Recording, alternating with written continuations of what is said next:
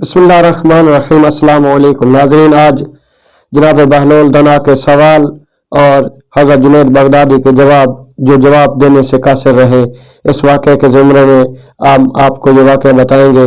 Sheikh Junaid Baghdadi Baghdad की गलियों में अपने मुरीदों के हमरा चले जा रहे थे। अचानक उन्होंने मुड़कर कहा, आओ सहरा की जानिब कि मुझे वहाँ किसी से मिलना है। मुरीदों को हैरत हुई, लेकिन उनमें सवाल करने की जरूरत नहीं थी। वो खामोशी से उनके अक़ब में चलते गए। देखा कि ईंट के सिराने पर सर रखे एक दरवेश महव इस्तराहत है। वह अपने आप में इस कदर मगन था कि उसे शेख और उसके मुरीदों के कदमों की चाप भी सुनाई नहीं दी। शेख ने अदब से सवाल किया, हजरत बहलोल, मेरा सलाम कबूल हो फरमाइए। बहलोल ने निगाह उठाई, सलाम का जवाब दिया और बोला, तुम कौन हो? हजूर, मैं जुनैद बगदादी हूँ। शेख ने अपना तारुफ कराया। अच्छा, मैं समझा तुम ही अबुल कासिम हो। बहलोल ने सवाल किया। जी, आप दुरुस्त समझे।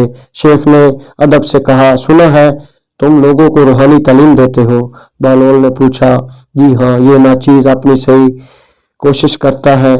शेख ने आजिज़ी से जवाब दिया, लोगों को तुम रूहानी तालीम देते हो, क्या तुम्हें खाना खाने का तरीका मालूम है? बहलोल ने पूछा।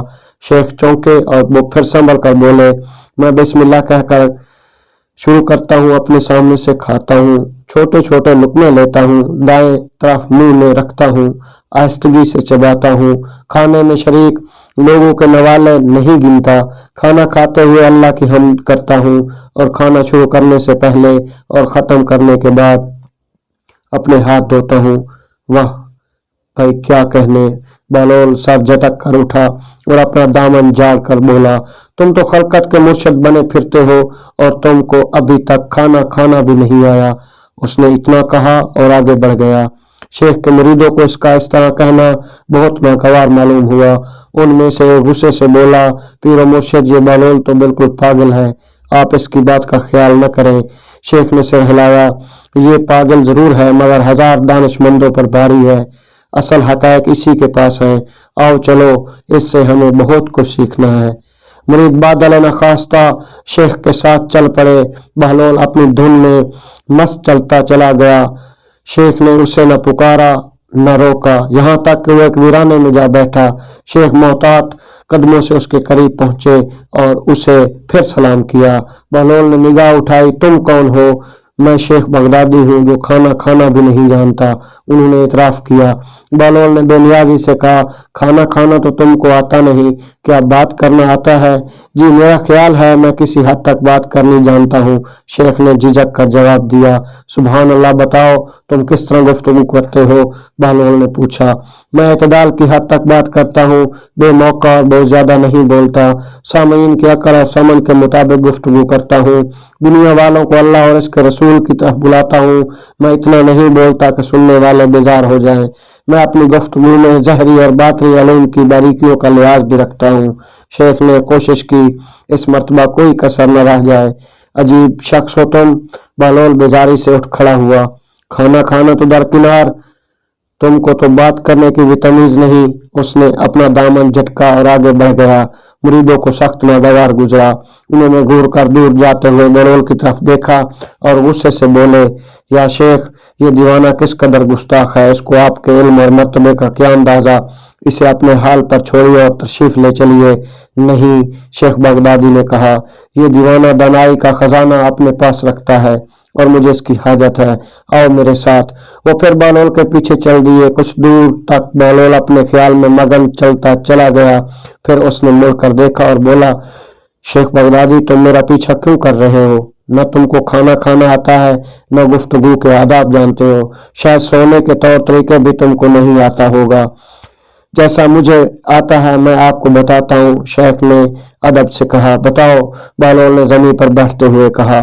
शेख भी जमीन पर बैठ गए और बोले, मैं जब ईशा की नमाज पढ़कर वज़ाइफ से फारिग हो जाता हूँ तो सोने के कपड़े पहन लेता हूँ और उन आदाब को जो रसूलुल्लाह सल्लल्लाहु अलैहि वसल्लम और दीन के बुजुर्गों के तुफैल हम तक पहुँचे हैं, मैं उसे खातिर रखता हूँ।